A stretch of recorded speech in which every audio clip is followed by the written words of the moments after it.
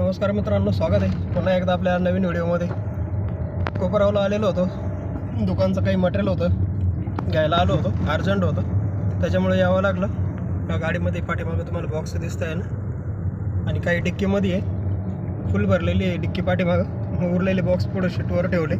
काय होतं ते बॉक्स बरेचसे धुळीनं भरलेले राहतं ना, त्याच्यामुळे शीट आपले खराब होते. कुशन आपण पूर्ण हे कपड्याचे बनवलेले आहे ना, कापडी व्हाईटमध्ये, त्याच्यामुळे ते लवकर खराब होतं.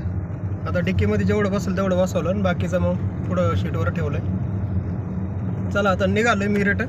येताना नाही व्हिडिओ बनवत, जाताना व्हिडिओ बनवतो. रोड जास्त खराब असल्यामुळे ना वेळ खूप लागतो. जास्त लांब नाही आहे, त्याचं 20-22 किलोमीटरच कोपराव आहे आम्हाला, पण मग टाईम खूप जास्त लागतो. आता गोदावरी नदीवरती आलेलो आहे. मला तुम्हाला नदी दाखवतो. पाणी भरपूर आहे नदी, मस्त असं पाणी, एकदम नितळगार पाणी आहे. आता हे साठवलेलं पाणी बंधाऱ्याचे फाटका टाकलेले, त्याच्यामुळं पाणी स्थिर आहे एकदम आणि स्वच्छ आहे, एकदम मस्त, एकदम भारी आहे पाणी, नितळगार. आणि मासे खूप जास्त आहे. गोदावरी नदीमध्ये मासे खूप जास्त राहतात. आणि हॉटेलवर बरेचसे वेळेस म्हणजे रोज आहे ना मासे जास्त बनवले जाते, कारण स्वस्त आहे. 100-120 रुपये किलोच भेटतात. त्याच्यामुळं भरपूर गिराईक जे आहे ना, कस्टमर मासे घेऊन येतात बनवायला. चवीला पण चांगले लागतात, स्वच्छ पाण्यातले मासे. तर निघाले घरी. टाईम झाला आता जवळपास 12:30 वाजले. सकाळी 10 वाजता चालू होतो, पण दुकानात पण भरपूर वेळ लागला. कारण नेमकं दुकानं असं ठिकाणी ना मार्केटमध्ये काय होतं, या टायमाला निलाव झाल्यानंतर शेतकरी भरपूर राहते. मला पण बराच वेळ गेला, या जवळपास 1-1.5 तास लागला मला दुकानातच, त्यामुळे जायला उशीर होतोय. आता आपलं सीझन चालू आहे दुकानचा या दिवसात सीझन राहतो. आणि आता ड्रीप वगैरे जास्त चालू आहे. कांद्याला, ऊसाला जास्त प्रमाणात ड्रीप करतं शेतकरी. त्याच्यामुळं मग असं काही मटेरियल आहे की ते अचानक संपल्यानंतर मग आणायला जावंच लागतं, कारण गाडी 15 दिवसातून 10 दिवसातून एकदा येत राहते. आता कुंभारीमध्ये आलो आहे. अजून आपल्याला जायचं आहे 12 किलोमीटर. रस्ता एक नंबर, रस्ता खराब आहे. एवढा खराब रस्ता आहे, काही वापस नाही जात. मोठी गाडी आणायची म्हटलं ना, एकदम कंटाळा येऊन जातो. कोपराला यावंच वाटत नाही. मी कंप्लीट 2 महिने झाले कोपराला आलो नाही. आज आलो आहे, ते पण मटेरियल गरजेचं होतं त्याच्यामुळं आलो, नाही तर आलोच नसतो. लय बेकार रस्ता आहे, कंटाळा येतो. आणि काय होतं, गाडीचे पण हाल होतं आणि आपले पण हाल होतं. त्यात आता कारखाना चालू आहे. कारखाना चालू असल्यामुळे ना रोडला गर्दी पण खूप जास्त राहते, कारण समोरून गाडी जर आली ना, गाडी पास नाही होत लवकर. ह्या टायमाला बैलगाड्या चालू होऊन जाते आणि संध्याकाळी 3-4 वाजता आहे ना ट्रॅक्टरची जास्त गर्दी राहते.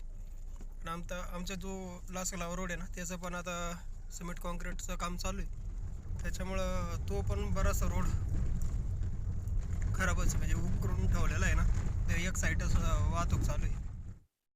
मित्रांनो, आता हा व्हिडिओ बघा तुम्ही, हा डॅश कॅमची फुटेज आहे. हा गाडीवाला डायरेक्ट समोर आला आणि फोनवर बोलतोय तो. आता मी पूर्ण गाडी खाली चारीमध्ये घातलेली बघा इकडं. आता इकडं जागा असल्यामुळं मला तिकडं गाडी दाबता आली, नाही तर डायरेक्ट समोर आले असते, काही करता नसतं आलं.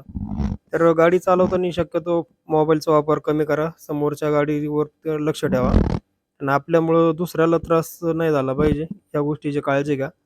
नाही तर काय होतं, विनाकारण दुसऱ्याला त्रास आणि आपल्याला त्रास होतो. आता हे डॅश कॅममुळं ही फुटेज तुम्हाला दाखवता आले. आणि अशा प्रकारे थोडंसं तुम्ही पण सावध गाडी चालवत जा. फोनचा वापर थोडा कमी करत जावा गाडी ज्यावेळेस चालवताय त्यावेळेस. आपल्या गाडीला डॅश कॅम बसवलेला आहे आपण त्यासाठी, तरी तसं इमर्जन्सी काही वाटलं तर एक आपलं पुरावा राहतो, त्यासाठी आपण डॅश कॅम बसवलेला आहे. बघा इथं तुम्हाला दिसत असतं डॅश कॅम. गाडी चालवतो मी, आता गाडी चालवतो, डॅश कॅम नंतर दाखवतो.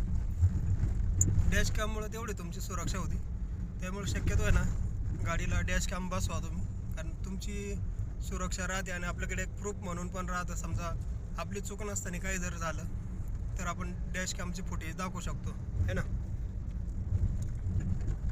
गाडीत एकटाच आहे, कटाळा आला, रोड पण असं खराब आहे, त्याच्यामुळे तुमच्याबरोबर गप्पा मारत बसतोय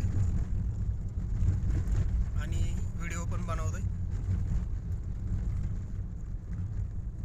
आणि त्यात अजून एक महत्त्वाचं म्हणजे मित्रांनो, काय करा तुम्ही, आता जर समजा ऊसाची लागण वगैरे करत असाल ना, ड्रीप करा किंवा कॉक सिस्टीम करा.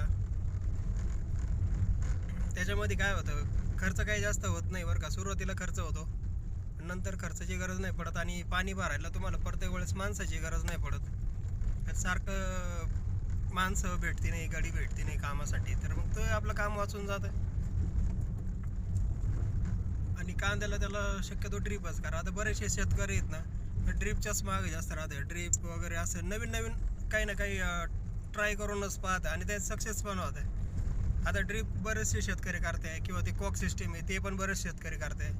गव्हाला सुद्धा तुम्ही कॉक सिस्टीम करू शकता. 32 mm जर कॉक जर तुम्ही प्रत्येक वाफ्याला जर लावले ना, तर जो तुमचा सारा आहे, आता शेतकरी काय करतात, मोठे मोठे सारे ठेवतात गव्हाला. थोडंसं कमी ठेवलं ना तरी तुम्ही कॉक सिस्टीमवर सुद्धा गहू भरू शकता. आता एखाद्या वेळेस आता जर मला वेळ भेटला तर मी त्याचा पण डेमो बनवेल की गव्हाला तुम्ही कशा पद्धतीनं करू शकता ती सिस्टीम. पुढं जाऊन दाखविलंच मी. तर अशा पद्धतीनं तुम्ही करू शकता. त्याच्यामध्ये काय होतं, खर्च कमी होतो, ताण कमी होतो आणि पीक पण चांगलं आहे. तर महत्त्वाचं तर पाणी जर चांगलं भेटलं ना सगळ्या ठिकाणी, जर तुमच्या शेतामध्ये पाणी व्यवस्थित भेटलं तर ते पीक पण चांगलं येतं, ॲव्हरेज पण चांगलं भेटतं. तर चला मग आता जातो पटापट. एवढा रस्ता लवकरात लवकर कवर करता येईल तेवढं करतो. भेटतो तुम्हाला पुढच्या व्हिडिओमध्ये. व्हिडिओपर्यंत पाहिल्याबद्दल धन्यवाद.